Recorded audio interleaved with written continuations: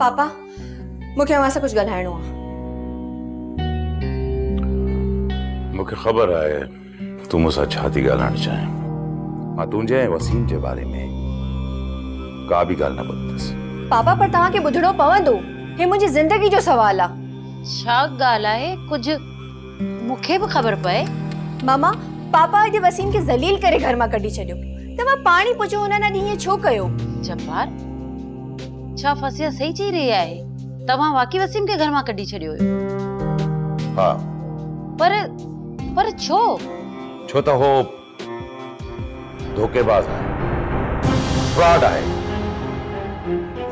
ऐं असां सभिनि खे धोखो पियो ॾे। ओ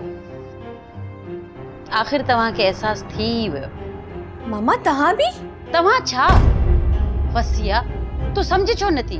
ऐं कढी छॾ हुनखे पंहिंजे दिलि मां। वसीम तुंहिंजे लाइक़ु न आहे ऐं न ई वरी तोकीर हिन घर जे लाइक़ु आहे। मामा वसीम ऐं तौकीर में इलाही फ़र्क़ु आहे। बस घणो थी वियो। अॼु खां पोइ हिन घर में वसीम जो नालो को बि न वठंदो ऐं हिन घर में उहो थींदो जेको मां चाहींदसि। ठीकु आहे, हिन घर में तव्हां ॿिन्ही जो जेको दिलि थो चवे तव्हां कयो। मूंखे हुन सां कुझु बि गर्ज़ न आहे।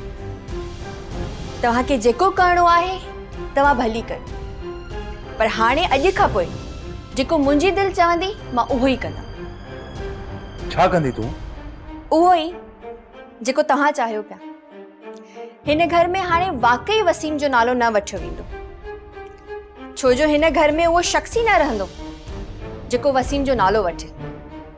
छा मतलब? मतलब त मां घर छॾे पई वञा। तूं चरी थी वई आहीं? केॾांहुं वेंदीअ तूं? वसीम वटि। फसिया तूं अहिड़ो कुझु बि न कंदी है। मां ईअं ई कंदमि ऐं मूंखे कोई बि नथो रोकी सघे। मां पहिरीं बि घर छॾे वई हुयमि ऐं हाणे मां वरी सां घर छॾे वेंदमि। सुठी ॻाल्हि आहे, हली वञ घर मां। जब्बार छा थी वियो तव्हांखे? वञण ॾेस फरियाल, पर हिकु ॻाल्हि मुंहिंजी कन खोले ॿुधी छॾ।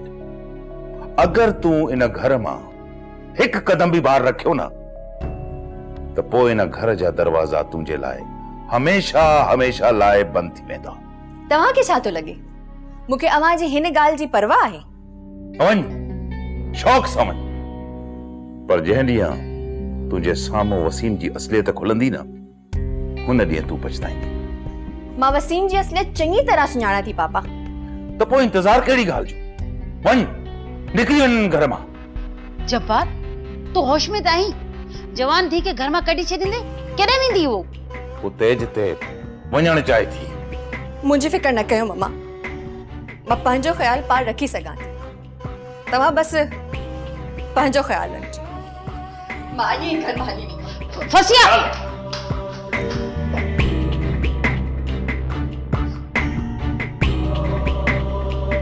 वञण ॾेस।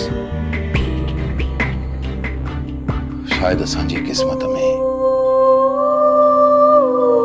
बे औलाद थियण लिखियल आहे। ड्रामा सीरियल फासला जा तमाम एपिसोड्स ॾिसो हाणे HD क्वालिटीअ में। विज़िट करियो असांजो YouTube channel Sindh TV HD drama. Subscribe कयो असांजो official YouTube channel Sindh TV HD drama ऐं वधीक अपडेट लाइ बेल आइकन खे क्लिक करियो।